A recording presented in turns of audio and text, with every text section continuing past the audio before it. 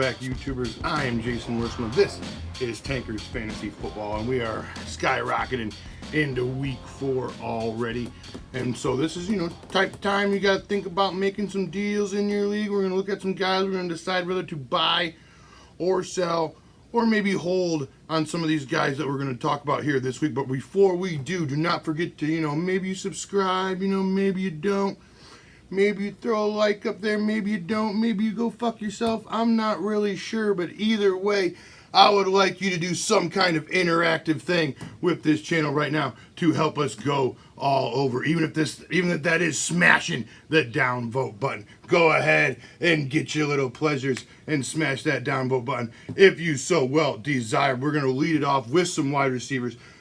We'll go with Davante Adams. A lot of people went out there, draft him as the first or second wide receiver off the board, late first round, and he has not gone out there and loved you sexy whatsoever. Looking at D-Jax. I know he suited up for week 2, but he didn't score any points. So D-Jax has only really played one game, but he still has more full point PPR points than your boy Davante Adams, who you took in the first round. That is absolutely gross. And the targets were there. Weeks 1 and 2, he had 8 targets. He had 9 targets last week. Targets weren't really there. Chris Harris was shadowing him around. He only had the 4 targets moving forward. But, I think this guy is a total buy. He's got the Eagles on Thursday. They've been giving it up. They just let Marvin Jones come to life on him. And they let Calvin Ridley and Julio Jones absolutely double fist pound eat on them on the Sunday Night Football game the week before. So I think we're looking all in. Buy him cheap. Get him before the Thursday night game, I think, is your really only hope to really get these owners. And they're feeling bad about themselves. They went out there, they spent this first round tender on Davante Adams. He hasn't really done dick shit for them. So I think you can go out there and swoop in on these lesser knowing owners out there in your league. All right, we got some Tyler Lockett. He only had the 2 targets week 1, did get the big time touchdown, so he probably was able to salvage your week for you, and then you still left him in for the next 2 weeks. And if you did, these targets are going up. What has he got? 12 and 14 targets respectively the last 2 weeks. 26 combined targets these last 2 weeks. The Seattle D ain't what it used to. This is not your daddy's Seattle defense. So I think Russell is going to have to continue to cling and bang and serve up a lot of yardage this year. And if that's the case, you're looking at guys like Tyler Lockett and Will Dissly are going to be getting them a lot of garbage time action, and Tyler Lockett absolutely is eating these last 2 weeks. So I think Tyler Lockett is a solid buy/hold in your fantasy football leagues this year. We got two youngsters that have come up there and they've scored in every week thus far. We got DJ Chark and Scary Terry McLaurin. Oh, Scary Terry out there getting it done. Chark has 18 targets on the season. Scary Terry has 24. They both have gotten the end zone every week. Chark has converted 15 of his 18 targets into 277 yards and 3 touchdowns. That is sufficient. That is sexy deluxe. They need to start throwing him the ball more. I know he's got the Broncos this week. If Chris Harris is not giving him the shadow treatment like he did Davante Adams, because they might put Chris Harris on DD, or they might just not have Chris Harris shadow anybody, since the Jaguars don't technically have a prototypical number 1 wide receiver on their team. But we're looking at DJ Chark. I think this is all in. I think he's still ranked 8th wide receiver in full point PPR after 3 weeks. I think we're all in on the DJ Chark moving forward. There's no reason to question getting him out of your lineup as well as Scary Terry. Because Scary Terry, you got the Giants coming up for Scary Terry, and they're getting up the most yards, 2 wide receivers a game at 262 yards. 2 wide receivers a game. So all in on the Scary Terry this week as well. I think they're both strong holds and strong buys moving forward. Unless somebody's looking to pay the king's ransom for one of these guys, I think I'm looking to hold on to them.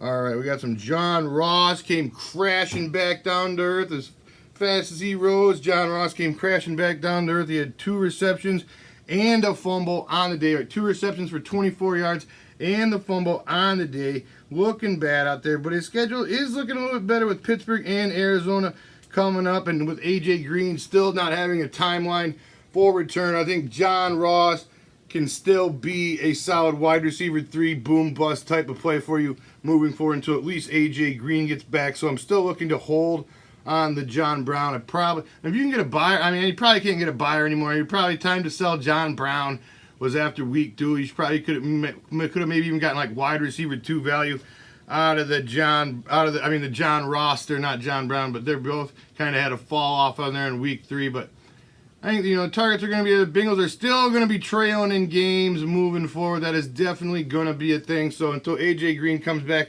I think John Ross's target share is kind of safe. Stephon Diggs, I mean, this guy, what has happened, Stephon Diggs? I mean, the Vikings are running the ball over everybody. Thielen's still saving his days out there, but Stephon Diggs is a different story. I mean, he's gotten in the end zone, but this guy is still like ranked like the 50th wide receiver in PPR, single digits every single week. I mean, playing the Bears this week, I think he's a sell. I think he's a bench. I think you can safely move Stephon Diggs to your bench this week in PPR leagues versus the Bears. I think you have to.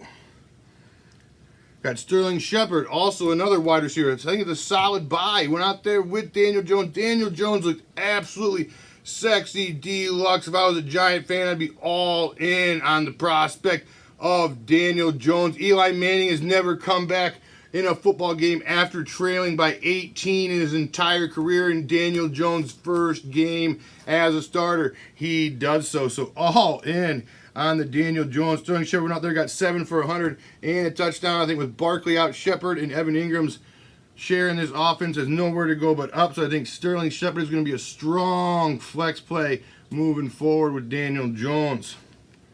Philip Lindsey, moving into some running backs here. I think Philip Lindsey might be a sell. He went out there, he got it sexy against the Packers, 80 yards, added 2 touchdowns, added another 4 receptions on the day. But 2 of his next 3 games are against the Jaguars and the Titans, who are very, very tough run defenses. He hasn't had over 4 yards per carry in any game this season. Royce Freeman has looked good. I know Royce Freeman went out there and got banged up, but he did return. But Royce Freeman is fine. I expect this to be a 50-50 time share moving forward. Royce Freeman has looked better. I think if anybody's looking to bite on Philip Lindsey as returning you RV2 value, I would probably get down on the sale of Philip Lindsey. All right, I know this next one's a harder. I know. I love him too. I got him in a couple leagues. I got him in my main home keeper league, Saquon Barkley. I mean, if you're in redraft, I think you have to sell almost. If you're looking at, you're 1-2, maybe even 0-3. I mean, if you're in a redraft, you just absolutely, I think you have to sell. You just got to try to get something in your lineup. Because if he's looking to actually miss the 8 weeks, what they're saying he could, I mean, that could just flatline your entire rest of your season if you're 1-2 and 0-3. And I'm not ready to get pinned into only doing DFS for the rest of the season. So if I'm looking to be redraft on Saquon Barkley, I would probably look to deal him. Sony Michel looks absolutely puke deluxe. He had like a 5-yard touchdown last week, but only had like 2 yards in the game. I mean, he hasn't avoided a single tackle this entire season. His Pro Football Focus ratings are absolutely bottom of the barrel. Rex Burkhead's out there making him look bad. And I mean, Rex Burkhead outsnapped him by like double time in this last week. I don't know if at any point, I mean, my goodness, this is just getting absolutely scary out there. I'm benching Sony Michel too, further notice. I mean, the Patriots offensive line isn't even as good as it used to out there. Their tackles just aren't really getting it done. They're missing the Gronk. The Gronk was an all-pro blocking tight end. Even if his fantasy numbers fell off last year, Gronk was still getting it done in the blocking department. Sony Michel is missing him desperately. I think Sony Michel is a bench until further notice. I'm sick of it. I'm done. I'm putting him on the bench. All right. Josh Jacobs, 1 reception on the season. He's got the Colts this week are giving the most points to running back.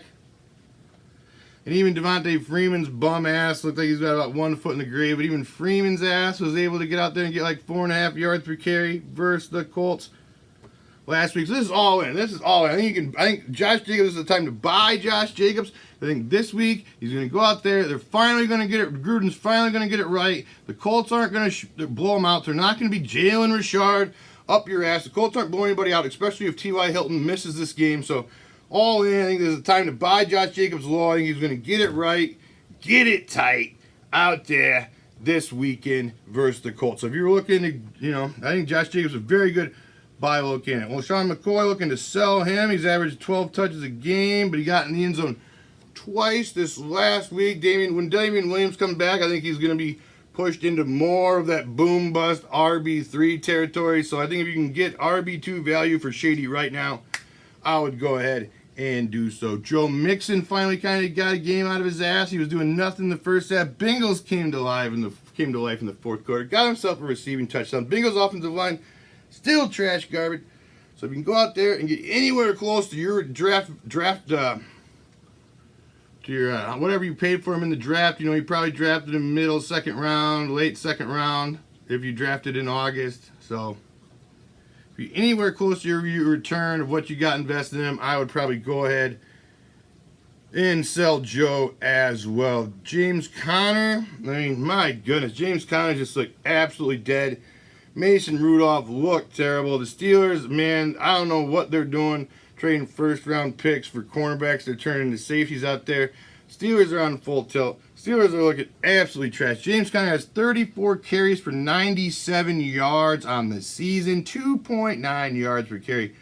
No touchdowns. He plays the Bengals this week. You're giving up the most touchdowns of running back and the third most yards. So if James Conner goes out there and somehow gets it sexy deluxe, I'd sell his ass faster than shit. I would go out there and I'd sell. If you go out there and get the sexy deluxe versus the Bengals, do not get, oh, there's my boy. Oh, there he's back. He's my boy. No. Go out there, sell him, get it right. Get somebody that's actually going to go out there and play on a decent offense moving forward. I am scared to death of James Conner's rest of season outlook. Even though Jalen Samuels isn't really doing dick all. Jalen Samuels not getting the ball. James Conner is getting the bulk of the workload. He's still doing dick shit with it. So I am all in. If James Conner goes out there, does good against the Bengals, go ahead and sell yourself some James Conner. All right, you like the cut of my jib? Give us a subscribe. Give us a share. I don't know. Do whatever the fuck you want out there.